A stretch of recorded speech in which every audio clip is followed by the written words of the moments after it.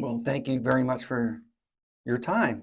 Yeah, Don, Who thanks do I for have? having me. Yeah, Chad? Chad McLeod. Chad Yeah, McLeod, Don yeah. Burns. Thanks for having me on. It's my pleasure. Thank you. And I want to thank COhatch for letting me use this beautiful room. Yeah, it's nice. We have a couple of podcast studios in town. You're probably familiar with them, but this is it's nice and it's fun to see. I think 4 or 5 years ago, there may have been one podcast studio, and now we've got a handful, and hopefully that means we have more local Lakeland podcasts and the demand for it, whether we're talking about things Lakeland related or industry specific. It's just, this is a nice space here at COhatch. And sure. It's growing. It's still, Lakeland is growing so very much. Yeah, for sure. And I see a podcast here, a podcast there. There's like growing, and no one's, it's like, it's just naturally occurring. Yeah.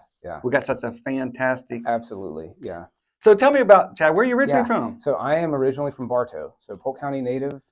My mom's side of the family, a longtime Bartow family, and I grew up in Bartow and Highland City in elementary school and through the 8th grade. And so I say Highland City, it was the area off Cruise Lake Road in 540A. That was mainly orange groves at the time. So we're talking late 80s, early 90s. And the first housing developments that were built in that area, we moved from Bartow into Highland City, and grew up there. When I was in high school, right before my freshman year, so my dad was a police officer for Bartow Police Department. Oh, he was? And then he took a job as police chief in a small town in North Florida called Live Oak. And so we moved right before my freshman year of high school. I wasn't thrilled about it, but we moved to North Florida. That's where I went to high school. My dad's side of the family, and we still have McLeods who are in North Florida, but he grew up in that area. So it was kind of like going home for him, even though he had been in Polk County for a long time when he met my mom. And so I'll shorten the story. I graduated from high school in North Florida and then went to the University of Florida, go Gators.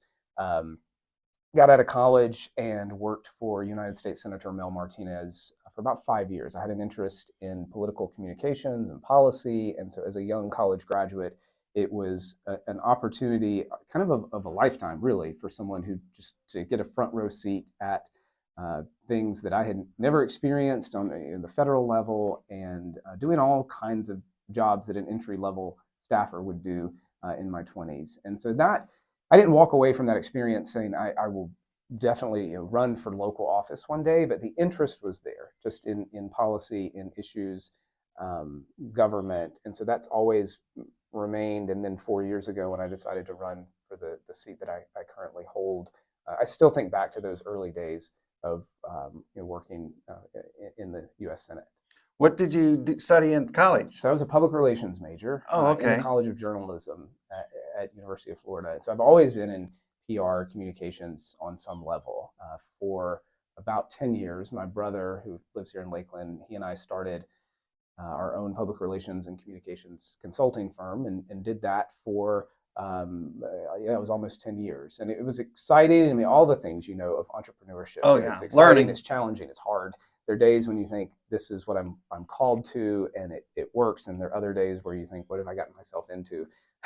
but we enjoyed it. We really did. And then about a year ago, so outside of the commission, I was running my business, but I took a job still doing communications, but it's for a nonprofit organization called Compassion International, which is a faith-based organization in Colorado Springs. But my job is remote, and so we have programs all over the world. And really, it's a neat experience, and but still in that PR communications field. That's fantastic. Yeah, there's a presidential voting campaign every 4 years. That's how much I know about politics. Yeah. I never paid attention. I take it all for granted. The tax dollars. Yeah. So one of the things that I really like about being on the commission, and I've said this in some of the forums we've had recently, is that the local government is closest to the people, to our neighbors, to people in the community.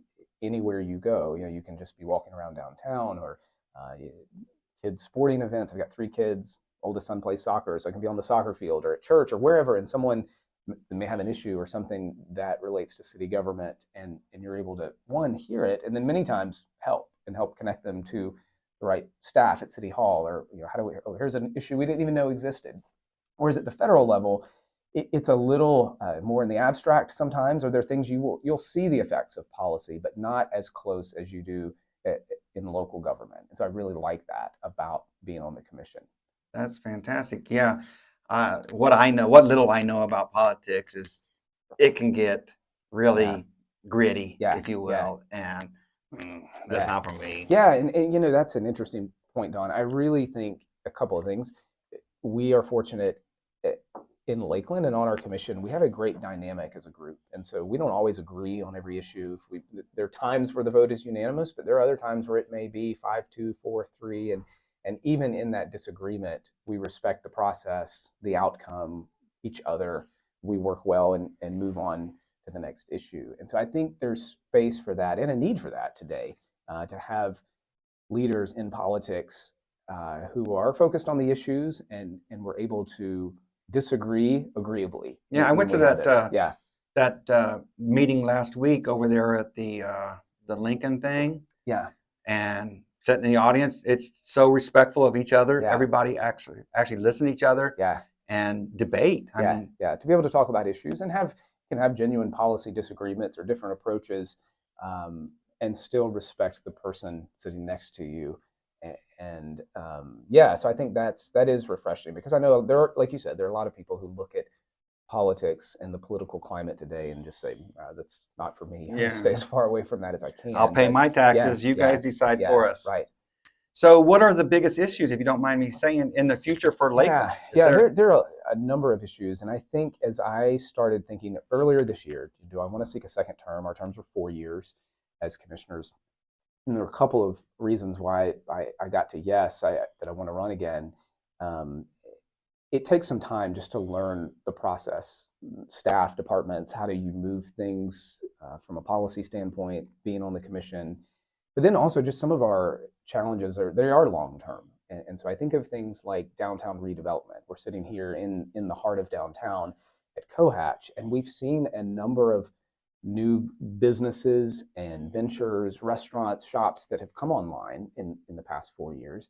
But there's opportunity for even more. I said when I ran in 2019, a lot of people talked to me about towns like Greenville, South Carolina, who had gone to visit, do a city visit, or just maybe they were on vacation from visiting family, and came back and said, we want to have a downtown or a city, kind of the central part of the city that is like a Greenville, that is really just Greenville, South Carolina. Yeah, and I haven't been in years. I think I was in high school the last time I was in Greenville. So no doubt it has changed.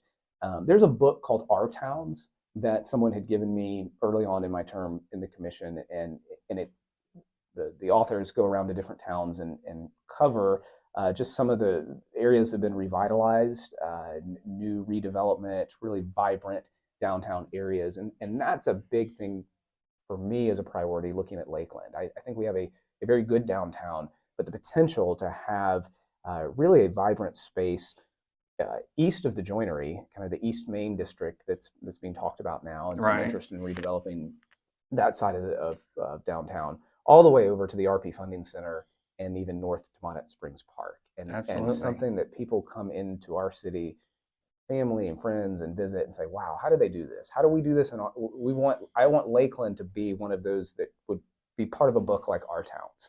And I think we're on that path, and there's a lot of energy here. And so that's one priority for me in the next term.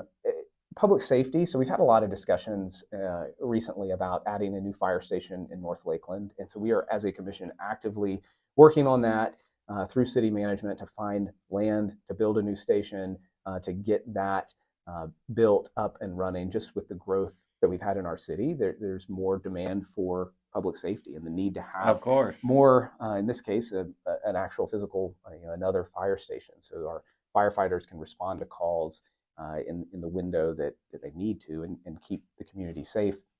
But some of these things they do take time to go from the idea or identifying the need to actually we have a station that is up and running. So that is one for me as well. That's fantastic. Those are two areas that are definitely priorities going into what is hopefully a second term. Thank you for sharing that, because I remember, I moved here in 2003, and I remember downtown. I remember the hotel thing was completely empty, and I remember how bare it was. Yeah.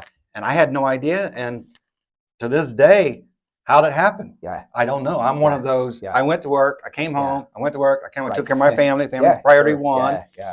And then all of a sudden, Lakeland's one of the most popular places in America. Yeah. And that has been a challenge the past few years, just the pace of growth.